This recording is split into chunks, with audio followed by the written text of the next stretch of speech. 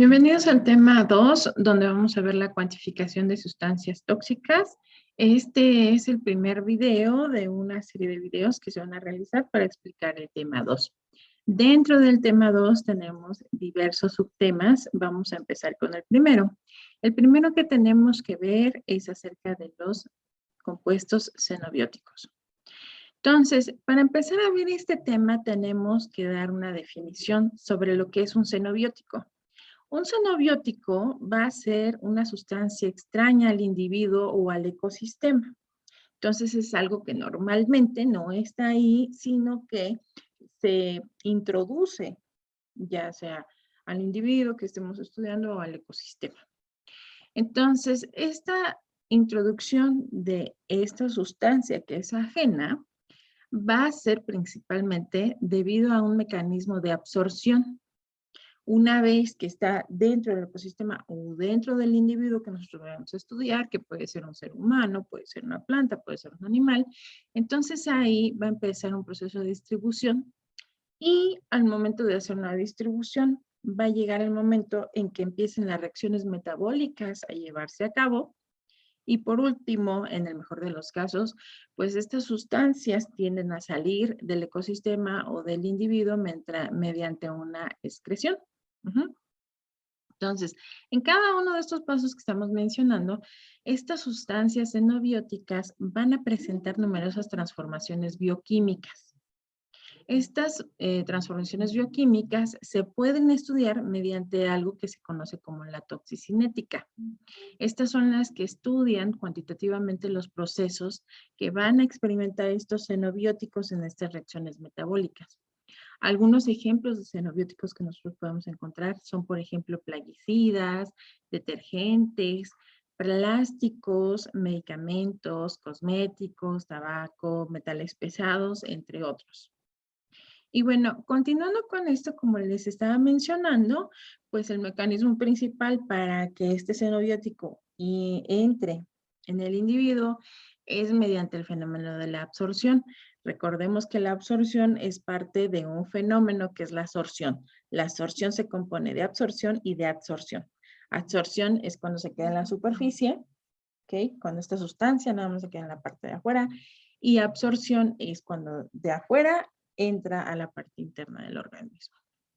Entonces, bueno, esta parte de que está entrando del exterior al interior, obviamente pues va a atravesar por ciertos tipos de membranas. Entonces, depende del tipo de membrana, pues va a tener diferentes mecanismos que van a interactuar ahí. Y dependiendo la vía por la cual ingrese, pues entonces al final del día vamos a tener un punto donde este xenobiótico entra en el torrente sanguíneo. Una vez que está en torrente sanguíneo, lamentablemente pues va a tender a distribuirse por todo el cuerpo del individuo que yo esté estudiando y es de esta manera en que puede llegar a todos los tejidos que componen al individuo. Entonces, este viaje por la sangre conduce al xenobiótico a los órganos filtradores o a los órganos que componen al aparato secretor. Entre los más destacados, pues tenemos que recordar que está el hígado, los riñones y los pulmones. Entonces, es esta cuestión por la que muchas veces nosotros, si estamos estudiando o buscando alguna evidencia, nos vamos a lo que sería el sistema secretor del individuo. Entonces, si estamos hablando de un ser humano, pues van a ser los pulmones, el hígado, y bueno, aquí no se aprecia, pero los riñones están en esta parte de aquí atrás. Si estamos hablando de un pez, pues lo mismo, tendríamos que ver la parte pulmonar, el hígado, la parte renal. Si estamos hablando de una planta, pues tenemos que ver principalmente en el sistema vascular para seguir hacia dónde es que se lleva a cabo esta acumulación posiblemente de xenobióticos. Sin embargo, recordemos que, bueno, los xenobióticos pues van a sufrir de una biotransformación, entonces en un momento dado sí pueden ser eliminados por el sistema secretor, ¿ok? Aquí tenemos que considerar que vamos a tener, digamos, dos alternativas. Que la molécula sea hidrosoluble, lo que va a facilitar su eliminación. Y entonces aquí Este proceso se le va a conocer como detoxificación. Pero, pues ahí no acaba la cuestión. ¿Por qué? Propiamente lo que pasa es que estas moléculas xenobióticas van a pasar en esta biotransformación por 2 etapas. En la primera se va a realizar una serie de reacciones químicas metabólicas de oxidación o de reducción, dependiendo del tipo de xenobiótico. Y entonces esto hace que la molécula sea más simple de eliminar. Va a crear moléculas que son más sencillas para el cuerpo poder secretar, poder eliminarlas, ¿no? Cuando nosotros hablamos de oxidación y reducción en un proceso metabólico, el ejemplo más sencillo es, por ejemplo, aquí vemos una imagen de una manzanita, que si nosotros la dejamos ahí se empieza a oxidar. Entonces, vamos a ver, si ustedes se fijan, en que van a empezar a cambiar el volumen de la manzana, no solo adquiere otra tonalidad. Esta tonalidad es la que me está indicando de que hay un proceso de oxidación con el oxígeno que hay en el ambiente y empieza un proceso metabólico de descomposición, en el cual pues, yo voy a poder observar, por ejemplo, el cambio en volumen. Esta es una degradación natural.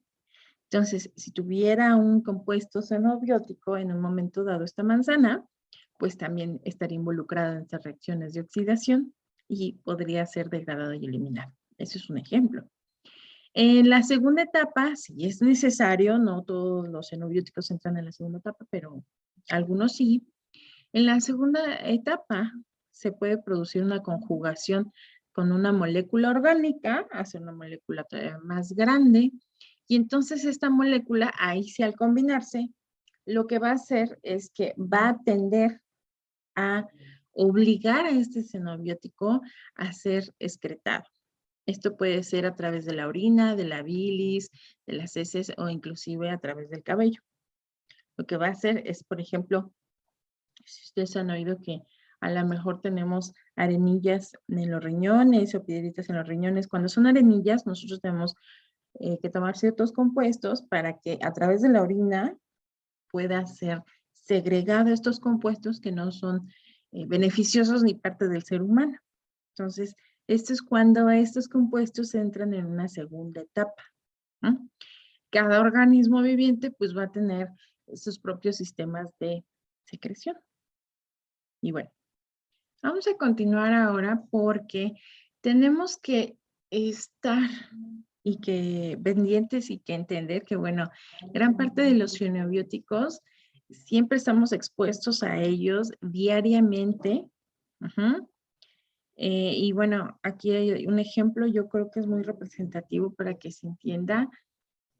Todos hemos visto a lo mejor la imagen del pez que lo abren y está lleno de plástico, residuos, corcholatas. En este caso, pues aquí vemos, por ejemplo, un ave que muere, lo más probable debido a la gran cantidad de basura que ingirió, no se puede digerir, entonces queda acumulado dentro del ave hasta que el sistema pues colapsa y fallece, ¿no? Entonces, esto es lo que ocurre, por ejemplo, cuando tengo un xenobiótico que es de gran tamaño, que no hay manera de que pueda pasar por la etapa 1 y la etapa 2, sí, sino que se queda ahí acumulado, que es parte de otro fenómeno que después mencionaremos, que es la bioacumulación, ¿ok? Que es un indicador también, pues, importante que se utiliza. Entonces, sin embargo, hay algunos que son resistentes, lo que mencionábamos, a estas reacciones bioquímicas, y esto es lo que vamos a ver, ¿vale? Entonces, estos se bioacumulan, pueden ser en los tejidos, ¿ok? O pueden ser en algún órgano en particular, que es el caso, pues en esta ave, es en el estómago y en los intestinos. Luego, pues puede provocar ahí que el ave ya no pueda, pues, defecar, inclusive, y entonces tengo más acumulación y el individuo fallece. Entonces, esa es la importancia del estudio de los xenobióticos. Tenemos una clasificación de los diferentes tipos de xenobióticos. Las clasificaciones son muy diversas, pueden ser según su origen, según su aplicación, según la acción o reacción que vaya a ocurrir o según la naturaleza. Entonces, por ejemplo, en cuanto al origen del xenobiótico, puede ser un fruto de los desechos. Entonces, aquí, por ejemplo, tengo un desecho que es una pila. La pila se empieza a descomponer, se empieza a degradar y empieza a liberar sustancias químicas que son muy dañinas. Entonces, este es fruto de un desecho.